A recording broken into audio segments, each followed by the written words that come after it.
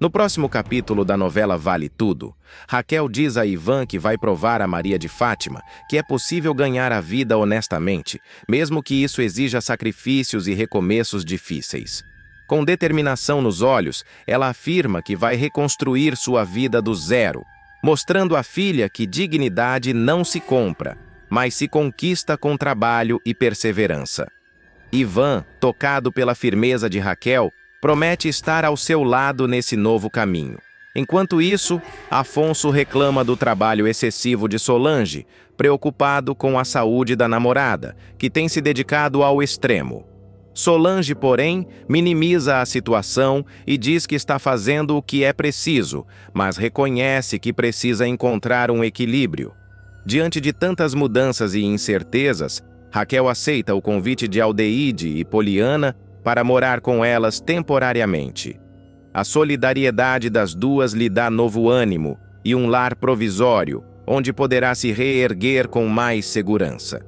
Aldeide, aliás, se arrisca ao aceitar o pedido de Ivan para acolher Raquel, desafiando a si mesma a lidar com o desconforto da nova rotina e com as críticas de alguns conhecidos.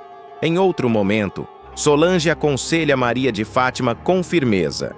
Diz que, para vencer na vida de verdade, é preciso estudar, se esforçar e ter paciência. Maria de Fátima ouve com desdém, sem demonstrar intenção de seguir o conselho. Antes de continuar, clique no botão de gostei, se inscreva no canal e comente uma nota de 0 a 10 para a novela. Ivan leva Raquel para jantar na casa de Bartolomeu e Eunice, um casal generoso que vê nela um potencial que muitos ignoraram. Durante o jantar, Bartolomeu a incentiva a empreender. Inspirada pela conversa, Raquel decide começar vendendo sanduíches na praia. Uma ideia simples, mas repleta de esperança. Enquanto isso, Maria de Fátima, movida pela desconfiança, segue Olavo pelas ruas e descobre onde César mora. Indignada, ela confronta o modelo, exigindo explicações sobre o dinheiro que ele lhe roubou, determinada a não deixar barato a traição. A chegada de Odete Reutemann promete desencadear uma série de conflitos intensos, especialmente no núcleo de sua família, onde antigas feridas ainda estão abertas e cicatrizes mal escondidas virão à tona.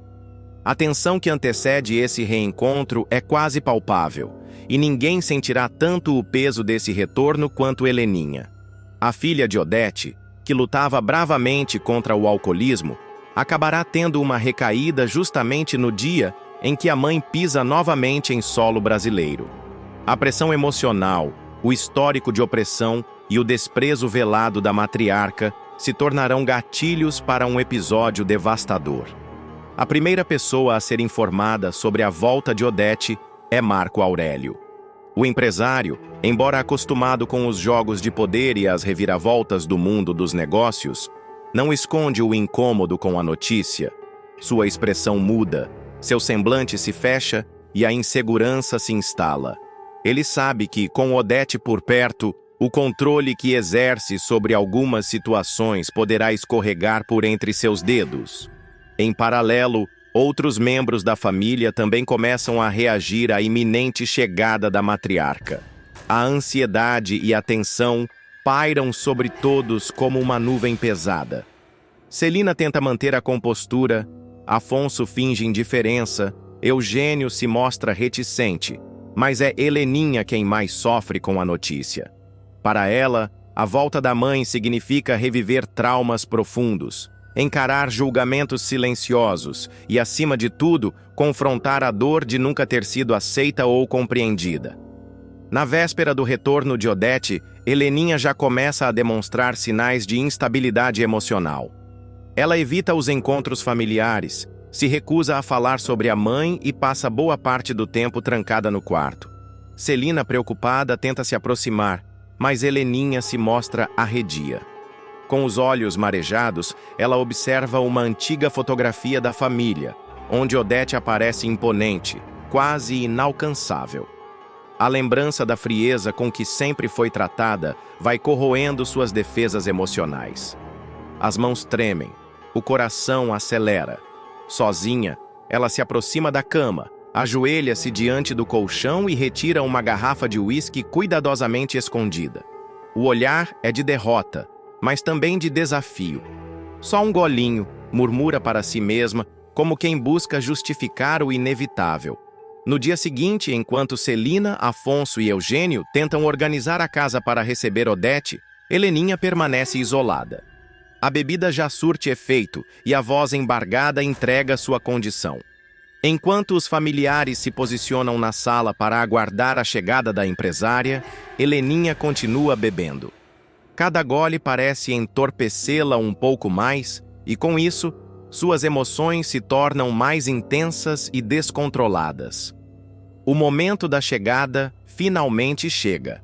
Sem aviso prévio, Odete surge na porta principal, vestida com elegância, imponência e aquele ar de superioridade que sempre a acompanhou. A presença dela domina o ambiente, silencia os sorrisos e provoca um desconforto imediato. Ela olha ao redor, analisa tudo com olhos críticos e, sem o menor pudor, recusa o convite para se hospedar na casa de Celina. A elegância exige um mínimo de privacidade, diz ela com desdém, exigindo ser levada imediatamente a um hotel 5 estrelas. O reencontro com os parentes é marcado por falsos sorrisos e cortes sutis. Odete distribui elogios disfarçados, faz comentários passivo-agressivos sobre o visual dos sobrinhos e, ao notar a mobília nova da casa de Celina, não se contém. Nesse ritmo não tem herança que dê conta. A frase soa como uma faca, mas dita com um sorriso gélido que disfarça sua crueldade.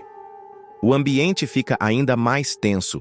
Todos se entreolham, buscando uma reação, mas ninguém tem coragem de enfrentar a matriarca. É nesse instante que Heleninha aparece. Visivelmente embriagada, ela surge no topo da escada segurando um copo de uísque. Seus olhos estão avermelhados, os passos são cambaleantes, mas sua voz sai firme, carregada de sarcasmo. "A festa já começou? Ou eu perdi o melhor?" pergunta, atraindo a atenção de todos.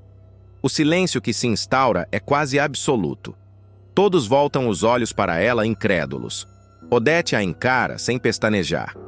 Heleninha desce alguns degraus, ainda com o copo na mão, e finge observar a decoração da casa. "E aí, mamãe? Os móveis incomodam tanto assim? Ou você acha que nesse mundo não tem mais lugar para beleza?"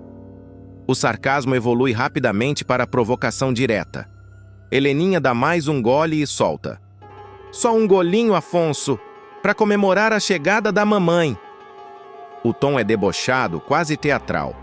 Ela propõe um brinde, ergue o copo e convida todos a acompanhá-la. "Vamos brindar, afinal não é todo dia que a rainha volta ao trono."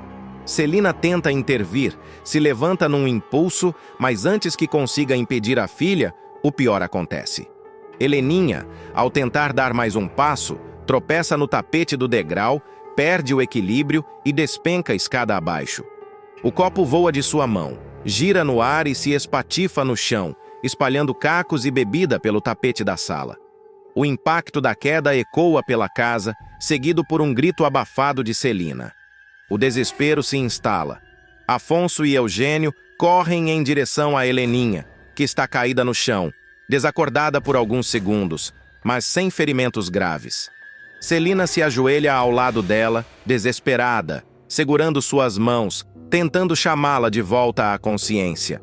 Os olhos dela se enchem de lágrimas, enquanto os outros familiares assistem, atônitos, à cena humilhante e dolorosa. Odete, por sua vez, permanece parada, imóvel, observando tudo com um olhar duro, crítico, carregado de julgamento. Não move um músculo, não esboça reação. Seus olhos percorrem a imagem da filha caída e a frieza com que encara a situação é quase desumana. Enquanto todos se mobilizam, ela apenas ajeita a bolsa no ombro e continua em silêncio, como se estivesse assistindo a um espetáculo já esperado. Heleninha, agora sem forças, abre os olhos lentamente e, mesmo humilhada, encara a mãe. A dor no corpo é mínima comparada à dor de ser observada daquela maneira. Não há empatia no olhar de Odete, apenas decepção e reprovação. A queda de Heleninha não simboliza apenas um tropeço físico, mas o desmoronamento de uma batalha interna que vinha sendo travada silenciosamente. Sua recaída, diante da presença fria e implacável da mãe, escancara a fragilidade emocional que há tanto tempo vinha sendo sufocada pelas exigências e pelos padrões impostos por Odete Reutemann. Para Heleninha, a tentativa de manter-se sóbria era também uma tentativa de reconstruir sua autoestima, de provar para si mesma e para os outros que poderia ser mais do que a filha problemática, mais do que a decepção silenciosa da família. No entanto, o reencontro com a mãe faz ruir todas essas defesas. Diante da figura imponente de Odete, todas as inseguranças voltam à tona, todas as dores mal curadas latejam novamente. A ausência de empatia da matriarca não é surpreendente, mas dói como se fosse. A frieza com que observa a filha caída, sem mover um dedo, sem um gesto de afeto ou preocupação, é a confirmação de tudo o que Heleninha sempre temeu. Ela jamais será suficiente para a mãe. Após o escândalo, a família se vê obrigada a lidar com os escombros do episódio. Celina, arrasada, começa a questionar suas próprias falhas como irmã e como tia.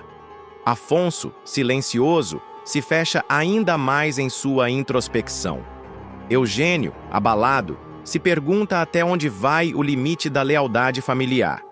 Já Odete, impassível, segue sua estadia no Brasil com a mesma postura altiva, como se nada tivesse acontecido. Para ela, fraqueza é sinônimo de fracasso, e sentimento, uma distração inútil. Heleninha, por sua vez, terá que recomeçar mais uma vez. Humilhada, machucada e emocionalmente devastada, ela agora carrega mais uma cicatriz, não só no corpo, mas na alma. Sua queda escancarou para todos o quanto ainda precisa de ajuda, o quanto sua luta é contínua e solitária. Mas também trouxe à tona a urgência de ser ouvida, compreendida, acolhida. Porque nem sempre quem grita está querendo chamar atenção. Às vezes, está apenas tentando sobreviver em meio ao silêncio imposto por uma vida inteira de rejeição. Raquel mudará de opinião sobre Maria de Fátima. Aquela admiração quase cega, a confiança irrestrita, a certeza de que a filha seria uma vítima das circunstâncias, será desconstruída passo a passo. Raquel acreditará, durante muito tempo, que César será o grande vilão dessa história, o manipulador frio que terá enredado sua menina pura em um mundo de ambição e luxúria. Ela defenderá Fátima com unhas e dentes, mesmo contra todos os indícios, mesmo contra a lógica. Mas essa ilusão, que por tanto tempo a sustentará, se desfará de forma cruel. A guia de turismo, mulher batalhadora e honesta, começará a perceber as rachaduras na imagem que construíra da filha. As atitudes de Fátima se tornarão cada vez mais difíceis de justificar. A arrogância, o desprezo, a indiferença com a própria mãe serão pistas que Raquel começará a captar, mesmo relutando em aceitar o que elas significarão. Ainda assim, ela resistirá. Tentará encontrar desculpas, se agarrará à ideia de que a filha estará apenas passando por uma fase, sendo influenciada pelas más companhias, tentando sobreviver em um mundo duro. No fundo, Raquel desejará acreditar que o amor de mãe poderá resgatar Maria de Fátima. Mas o estopim virá de maneira inesperada e dolorosa. Raquel estará vendendo sanduíches na praia, o calor escaldante, o mar como testemunha silenciosa da batalha diária que ela travará para reconstruir a vida com dignidade. Suas mãos, calejadas, montarão cada sanduíche com cuidado. Ela oferecerá os lanches aos banhistas com um sorriso no rosto, com a garra de quem terá decidido não se curvar às adversidades. Ela estará fazendo o possível para seguir em frente, sem depender de ninguém, sem se envergonhar do próprio trabalho. E então, no meio da multidão, ela verá Maria de Fátima. A filha, vestida com um biquíni caro, deitada numa canga ao lado de Solange, estará completamente alheia à realidade da mãe. Raquel se aproximará sem saber exatamente como agir. No peito, um misto de saudade e esperança ainda pulsará. Mas o que acontecerá a seguir será um divisor de águas. Solange acenará para Raquel sem saber que se trata da mãe de sua amiga. "Oi, moça, tem de quê?" perguntará com curiosidade. Raquel, animada, responderá com a simpatia de sempre. "Boa tarde. Hoje terei de frango com cottage, ricota temperada, peru com abacaxi grelhado, todos fresquinhos." Fátima, que estará distraída no celular, ouvirá a voz e congelará. Ela reconhecerá a mãe imediatamente, mas sua reação será fria como gelo. Sem sequer levantar o olhar direito, ela fingirá que não a conhecerá. Como se aquela mulher simples, vendedora ambulante, fosse uma completa estranha. "Quer sanduíche, Fátima?" indagará Solange, surpresa com o silêncio da amiga. "Não, eu só vou querer viver a minha vida", responderá Fátima, olhando de forma dura para Raquel. Sua voz carregará desprezo, distanciamento, como se aquele simples contato ameaçasse manchar a imagem que ela construirá para si. Raquel sentirá o impacto como um soco no peito, mas disfarçará. Treinará o sorriso, fingirá que não notará o desprezo da própria filha. Continuará atendendo com dignidade, sem baixar a cabeça. Quando Solange for pagar o sanduíche, Maria de Fátima ainda fará piada. "Dá uma gorjeta, Solange." Raquel, ferida, responderá com firmeza. "Não se preocupe não, que eu já estarei cobrando o preço justo. Não precisarei de esmola, não. Tenho 2 braços e 2 pernas para trabalhar. E muita fé em Deus." O orgulho será sua defesa. Ela não permitirá que ninguém, nem mesmo a filha, a humilhe sem reação. Com o coração em pedaços, Raquel irá embora. Caminhará com passos lentos, o pensamento embaralhado, a alma machucada. No caminho, lembrará de cada sacrifício que terá feito por Maria de Fátima. Cada noite mal dormida, cada centavo economizado, cada sonho que terá deixado de lado. E agora, tudo aquilo parecerá inútil. Pela primeira vez, ela admitirá para si mesma: sua filha não vale nada. Mais tarde, no fim do dia, Raquel se encontrará com Lucimar e Daniela. Elas estarão ajudando com o pequeno negócio de sanduíches e dividirão com ela a alegria de ter vendido tudo. E se continuar ganhando desse jeito, daqui a pouco a sua filha estará de olho grande, dirá Lucimar rindo. Mas Raquel não sorrirá, a dor ainda estará latejando. Você me fará um favor, Lucimar? Não me falará mais dessa menina, nem bem nem mal, nada. Eu preciso esquecer que essa menina existe, dirá Raquel com uma firmeza melancólica. Daniela, espantada, tentará argumentar. Nossa, Raquel, ela pode ser ruim, mas continua sendo sua filha. Mas Raquel retrucará sem hesitação. Uma filha que tem vergonha da própria mãe? A indignação tomará conta da sua voz. Naquele momento, ela deixará claro que desistirá de Maria de Fátima. Os dias se arrastarão como uma neblina espessa para Raquel. Cada manhã começará com o barulho do mar, o peso da caixa de isopor nos ombros e a lembrança da filha que, viva e saudável, se comportará como uma estranha. Ela continuará vendendo sanduíches na areia com a mesma garra de sempre, mas algo dentro dela mudará para sempre. Ela não esperará mais nada de Fátima.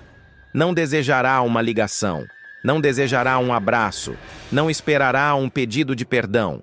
As amigas continuarão tentando fazer com que Raquel veja a filha com outros olhos. Vai que ela se arrependerá um dia, Lucimar arriscará. Ela ainda é nova, tá confusa, comentará Daniela. Mas Raquel não cederá. Sua dor não virá de mágoa passageira. Será uma decepção enraizada. Fátima não apenas a ignorará, ela a apagará. E isso para Raquel será o maior crime. Eu posso perdoar tudo nessa vida, tudo, até a mentira, até o erro. Mas vergonha da própria mãe? Isso eu não aceitarei nunca, dirá com firmeza, enquanto organizará os pães e recheios no isopor, o suor escorrendo pelo rosto. Maria de Fátima, por outro lado, continuará em sua escalada social. Ela frequentará festas, almoçará em restaurantes chiques, fingirá ser alguém que não é. Quando alguém perguntar de sua família, ela responderá com evasivas. Dirá que seus pais morreram, que foi criada por uma tia rica, que estudou fora. Tudo mentira, tudo encenação. Ela se perderá em suas próprias invenções, como se pudesse apagar a raiz e ainda manter-se em pé. César notará a frieza dela, mas estará encantado demais para ver além do que deseja.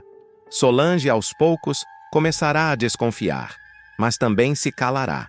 Todos ao redor de Fátima perceberão que há algo de errado, mas ninguém a confrontará. Até que um dia, a verdade virá à tona. Em um evento da Tomorrow, uma cliente abordará Fátima com um sorriso gentil. Você não é filha da Raquel, aquela mulher guerreira que vende sanduíches na praia? Que orgulho deve ser ter uma mãe assim, comentará, sem malícia. Mas Maria de Fátima gelará. O sorriso forçado escapará, os olhos piscarão rápido. Não, deve estar me confundindo com outra pessoa, responderá, seca. Naquela noite, no pequeno quarto que divide com Daniela, ela pegará a única fotografia antiga em que aparece com Maria de Fátima ainda criança. As duas estarão sorrindo, abraçadas, cheias de sonhos. Raquel olhará para aquela imagem por longos minutos, em silêncio. Depois, com calma, rasgará a foto ao meio. Guardará apenas sua parte. A de Fátima, ela jogará fora. No dia seguinte, ela despertará com uma sensação diferente. A mágoa ainda existirá, mas não doerá mais como antes. Será como uma cicatriz. Uma marca que provará que ela sobreviveu. Aos poucos, Raquel será reconhecida na praia. Os turistas a elogiarão. Alguns dirão que só comprarão sanduíches com ela. Um jornalista local fará uma reportagem sobre sua história de superação. Ela ganhará respeito. A dignidade que Fátima tentará negar será para os outros motivo de admiração. Enquanto isso, Maria de Fátima começará a viver o outro lado da moeda. As mentiras começarão a ruir. Num impulso, talvez por medo de perder tudo, Fátima decidirá procurar Raquel. Aparecerá na praia, com um vestido fino, maquiagem impecável, tentando manter a aparência mesmo em meio ao calor. Ela observará a mãe de longe, vendo-a sorrir para uma cliente, entregando mais um sanduíche com um "Deus te abençoe, minha filha". Fátima respirará fundo e se aproximará. Raquel a verá chegando, mas não mudará a expressão. Continuará seu trabalho como se Fátima fosse mais uma cliente qualquer. "Mãe", começará a jovem, com a voz trêmula. Raquel a interromperá com um gesto. "Eu não sou mais sua mãe. A mãe que você tinha vergonha de ter, aquela que você fingiu que não conhece, morreu no dia em que você me apagou da sua vida." Fátima, desconcertada, tentará argumentar. "Eu estou arrependida, Mas Raquel não deixará que ela termine. Arrependimento não compra dignidade. E dignidade, minha filha, será tudo que me restará nessa vida. Ela se virará e continuará atendendo os clientes, deixando Fátima parada ali, sozinha, com os pés afundando na areia quente. Naquele dia, pela primeira vez, Maria de Fátima sentirá o peso do vazio. E entenderá que algumas portas, uma vez fechadas, não se abrirão nunca mais. César deixará Maria de Fátima chocada ao mandar a real. O pilantra humilhará a parceira, afirmando que ela nunca será modelo e mandará que ela saia com homens ricos em troca de dinheiro. O mar de rosas de Fátima com o comparsa terá uma estremecida nos próximos capítulos, depois que ele descobrirá que ela mentiu sobre sua mãe ser rica. Essa revelação será um divisor de águas na relação deles, e César, que sempre teve um olhar crítico e cínico sobre a vida, não hesitará em expor a verdade de forma cruel. Ele humilhará a picareta e dirá que ela nunca conseguirá o que tanto deseja, fazendo com que Fátima se sinta menor e sem perspectivas. A frustração de Fátima, que sempre sonhou em ser modelo, será intensificada pela frieza de César. Essa situação se tornará ainda mais tensa quando a filha de Raquel, cheia de sonhos e esperanças, disser que quer vencer na vida e que será selecionada para ser modelo.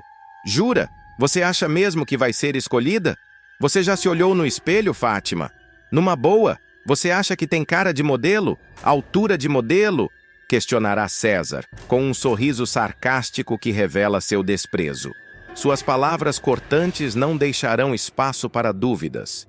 E Fátima, que sempre almejou brilhar nas passarelas, se verá confrontada com uma realidade dura e amarga. O contraste entre suas aspirações e a brutalidade das palavras de César será devastador. Maria de Fátima, em um momento de vulnerabilidade, se surpreende com a proposta de César. Ao ouvir isso, ela ficará arrasada, sentindo que todos os seus sonhos estão desmoronando diante dela. César, percebendo a reação dela, mudará o tom, tentando ser carinhoso, mas suas palavras soam mais como uma armadilha emocional.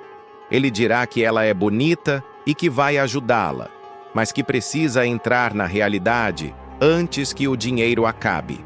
A tentativa de consolo de César, na verdade, será apenas uma forma de manipulação, mostrando que ele se importa mais com os próprios interesses do que com o bem-estar de Fátima. Ei, o que é isso? Eu não falei para você ficar grilada. Você é super bonita, mas é que para vencer como modelo é outra parada. Muita concorrência. Eu estou a fim de te ajudar, mas ficar contando que vai virar top model com 1,60 m de altura é viagem. E você tem que fazer alguma outra coisa, senão a grana acaba. E aí como é que fica? Dirá ele, com uma expressão que mistura desprezo e compaixão forçada. As palavras de César ecoarão na mente de Fátima, que se verá presa em uma situação sem saída.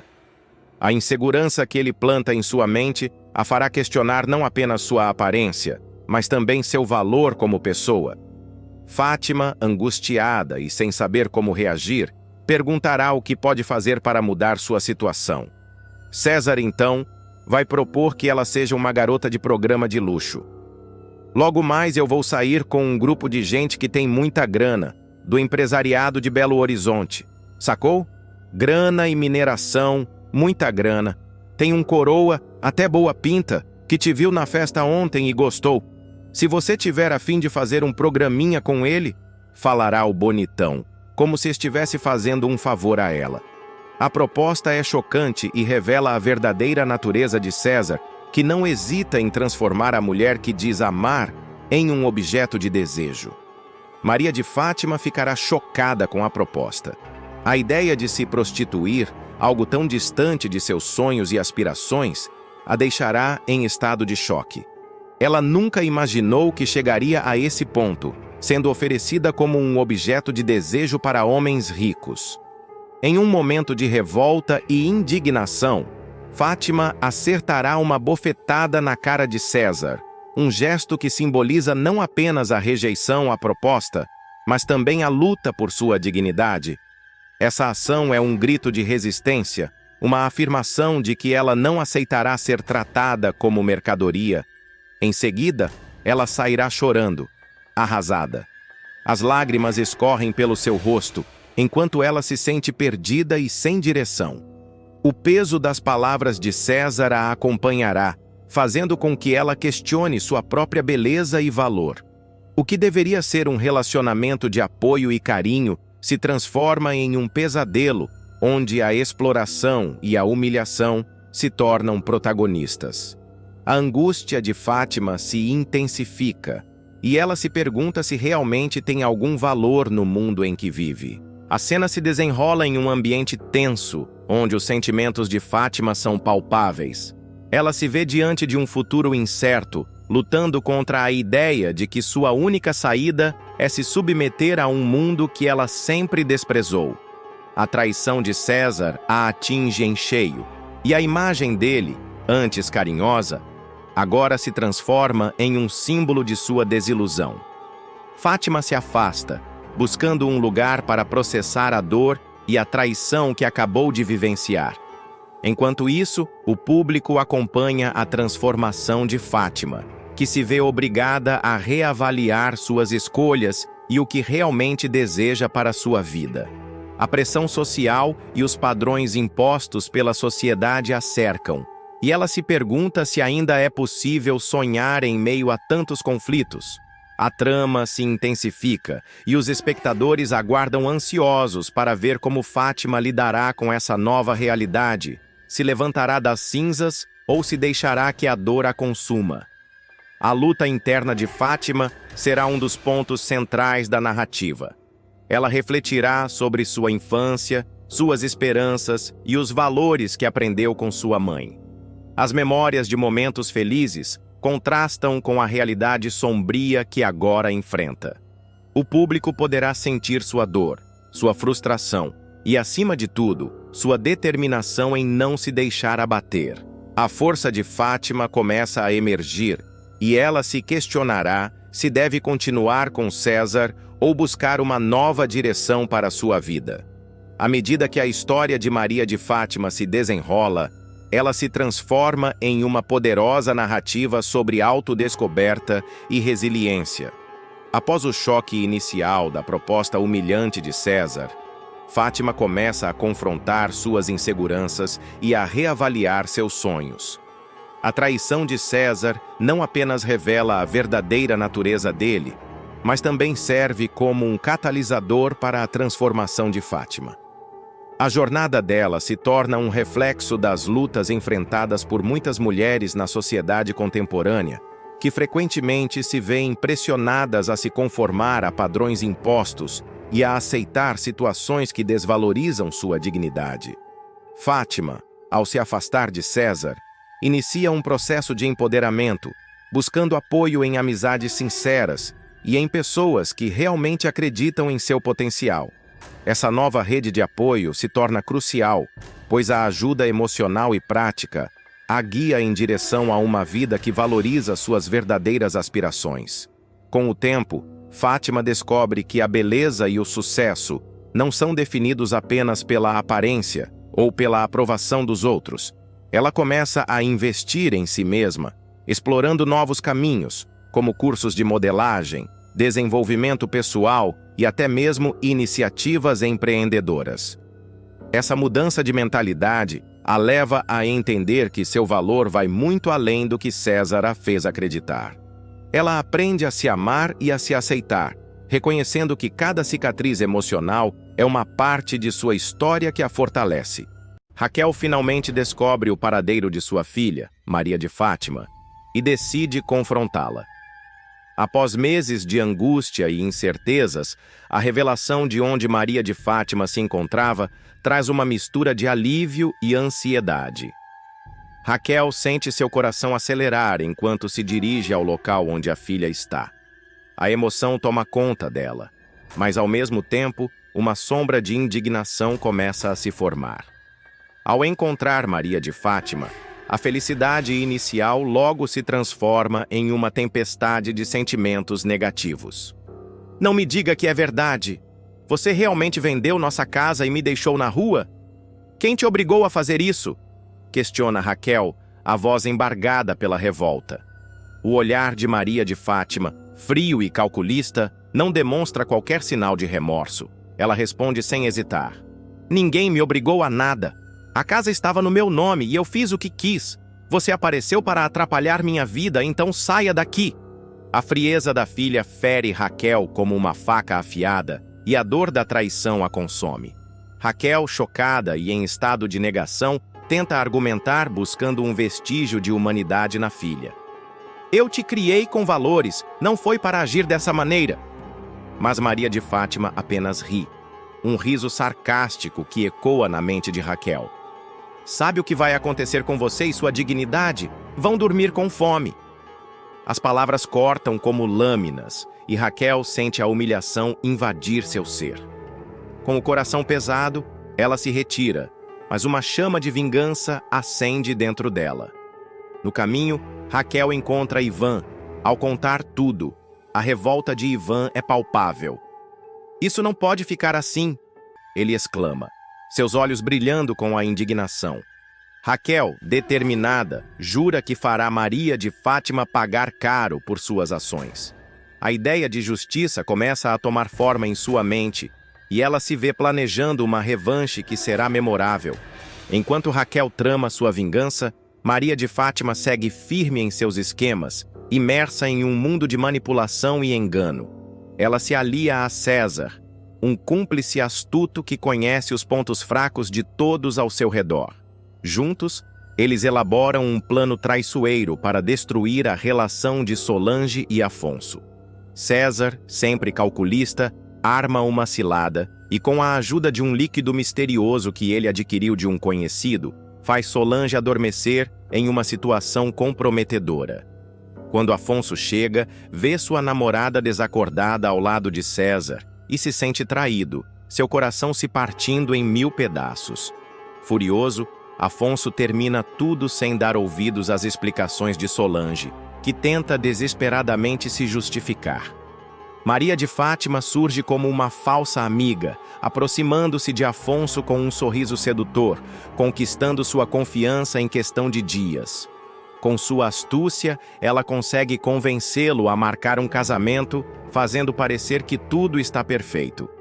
A notícia do noivado se espalha rapidamente pela cidade, chegando até Raquel, que vê ali sua grande chance de desmascarar a filha. Raquel busca Solange e revela toda a verdade. "Ela destruiu sua vida, agora vamos destruí-la na frente de todos", diz Raquel, sua voz firme e decidida.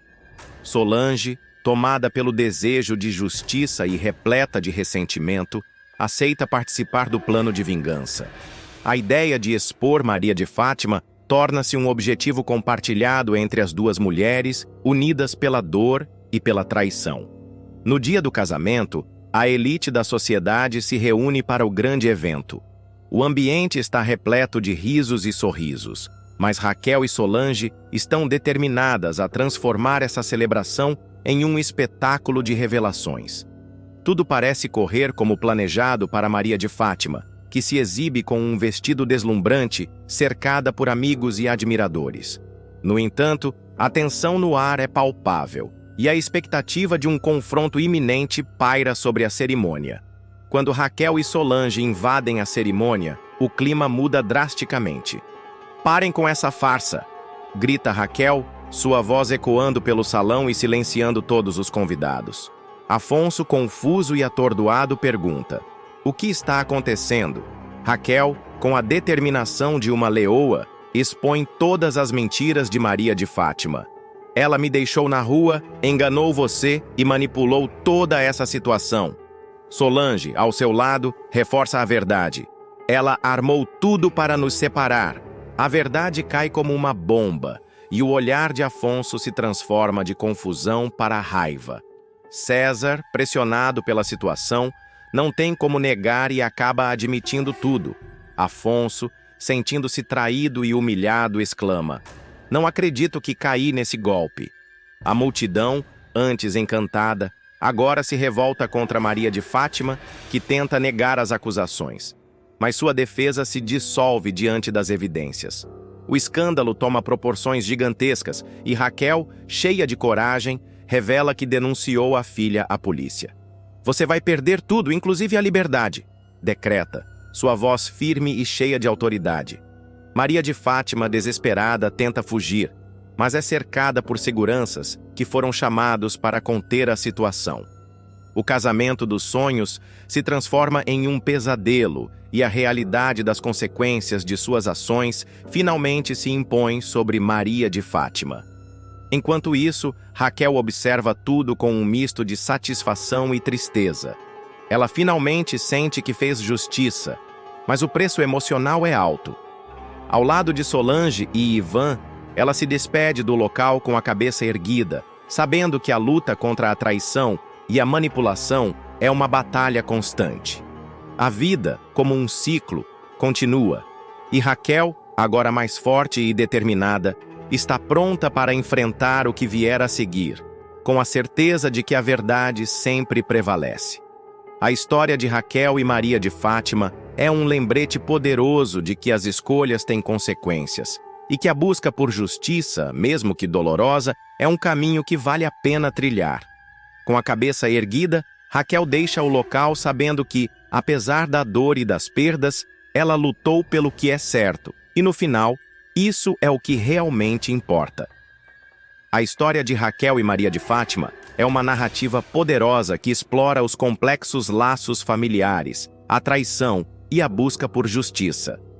Ao longo dos eventos, somos levados a refletir sobre as escolhas que fazemos e as consequências que elas acarretam. Raquel, uma mãe que dedicou sua vida a criar a filha com amor e valores, se vê confrontada por uma Maria de Fátima que, em sua busca por autonomia e poder, se desvia do caminho da moralidade. Essa transformação não é apenas um reflexo das pressões externas que enfrentamos, mas também uma representação de como as relações podem ser corroídas pela ambição e pelo egoísmo. A trajetória de Raquel, desde a dor da traição até a determinação em buscar justiça, revela a força interior que muitas vezes reside em nós, mesmo quando nos sentimos vulneráveis. Sua luta não é apenas pela recuperação de sua dignidade, mas também pela restauração de valores que foram distorcidos por sua própria filha. A cena do casamento, onde a verdade é exposta de forma dramática, serve como um clímax não apenas para a trama, mas também para as emoções acumuladas ao longo da narrativa. É um momento de catarse, onde os personagens e o público são confrontados com a realidade das ações tomadas e suas repercussões. Além disso, a aliança entre Raquel e Solange simboliza a força da solidariedade feminina diante da adversidade. As duas mulheres, unidas pela dor e pela traição, mostram que, mesmo nas situações mais sombrias, é possível encontrar apoio e força em outras pessoas. Essa amizade se torna um pilar fundamental na luta contra a manipulação e a injustiça, enfatizando a importância de se unir em busca de um objetivo comum. O desfecho da história, com a revelação das ações de Maria de Fátima e suas consequências legais, não apenas traz um senso de justiça, mas também serve como um alerta sobre a fragilidade das relações humanas. A busca por poder e controle pode levar a escolhas destrutivas, e o reconhecimento das consequências dessas escolhas é essencial para o crescimento pessoal e a redenção. Maria de Fátima, ao final, é forçada a enfrentar a realidade de suas ações, um destino que poderia ter sido evitado se ela tivesse escolhido um caminho diferente. Por fim, a jornada de Raquel nos ensina que, mesmo diante de dificuldades imensas, a resiliência, a coragem e a busca pela verdade são fundamentais.